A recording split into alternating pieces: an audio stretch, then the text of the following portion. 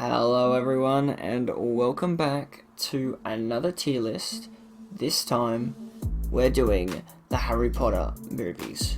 Now I love this franchise.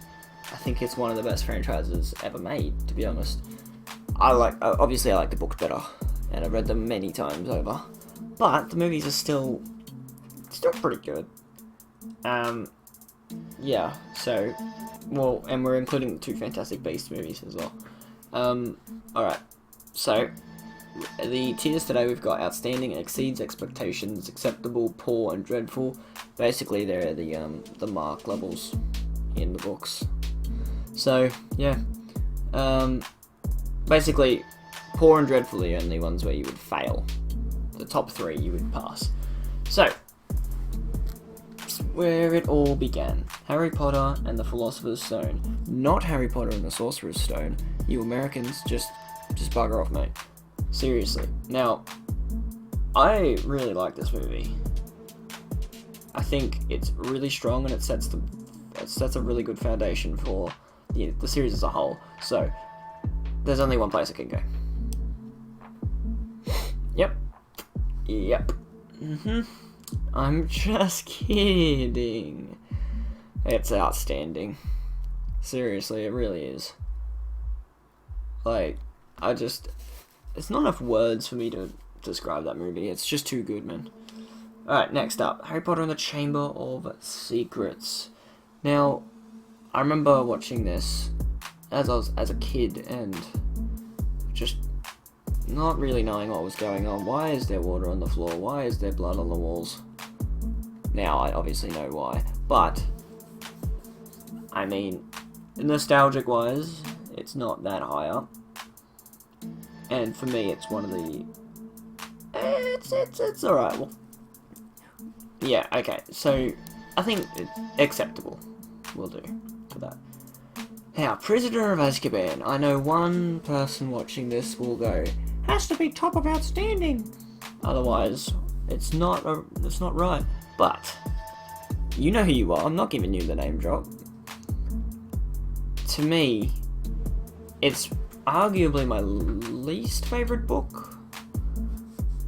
I just think it's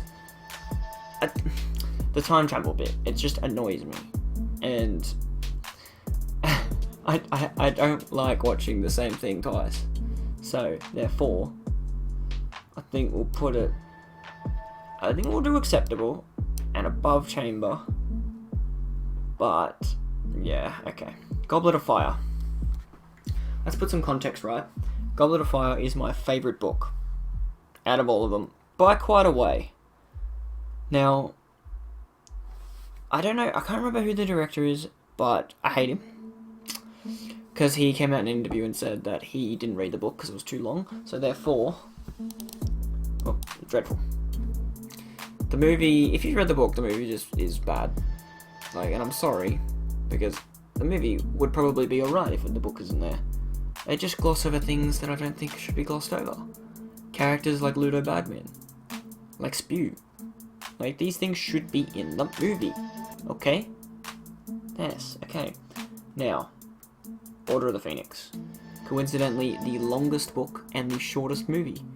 So, I do think they missed out on quite a few good scenes from the book here as well.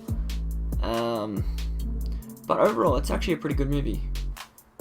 And I think it's there. Yeah. It is pretty good. And it's unfortunately sandwiched between the two worst ones. Half-Blood Prince is just...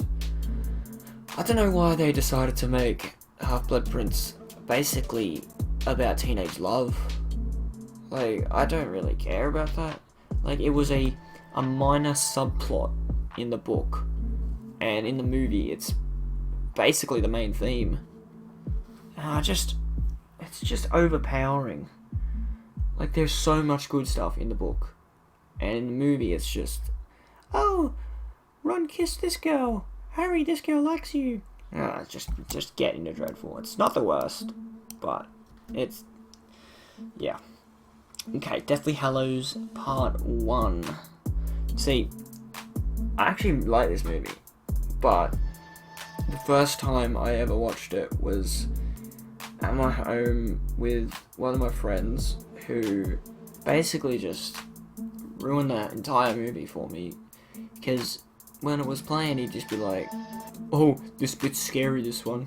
Oh, watch out, this bit's good. And I just can't stand it. My dad did that with Deadpool 2 as well, like the movies. And it just makes me hate the movie. But because I'm such a big fan of it, it didn't really make me hate it. I hated it for a while. I probably would have put it there at the time. But for now, it's going exceeds expectations. Is it better than that? Yeah. And then we've got part 2 of the Deathly Hallows. I do think this is one of the very few times that I agree with them splitting up the final part.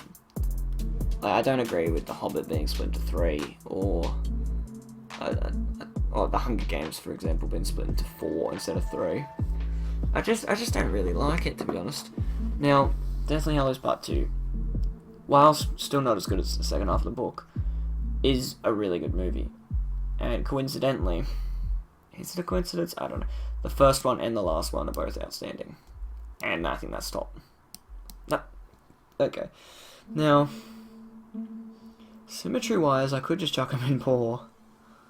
Fantastic Beasts, the first one. See, we've got no books to go off from this, but we've got the small book. It's over there on my shelf. But yeah, it's not like a tiny little 50-page book or whatever. It's not enough for 5 movies.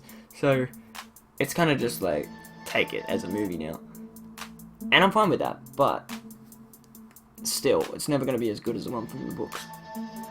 I think that Fantastic Beasts and Where to Find Them is acceptable.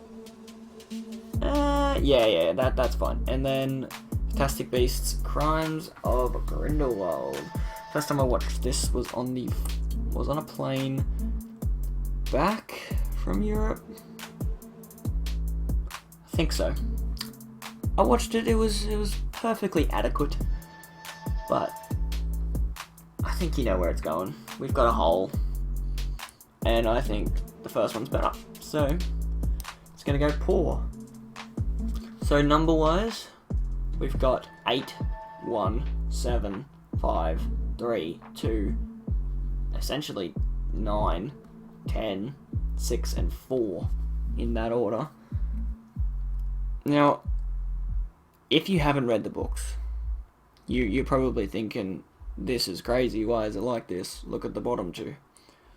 They're good movies, but the bottom 2 books are just amazing, and the directors, I don't know who they are, just don't direct anything else again. Alright? Thanks. Alright, well, that's gonna signal the end of this video. Don't forget to leave a like, subscribe if you're new, you know, all that good stuff, and I'll catch you on the next one. Later.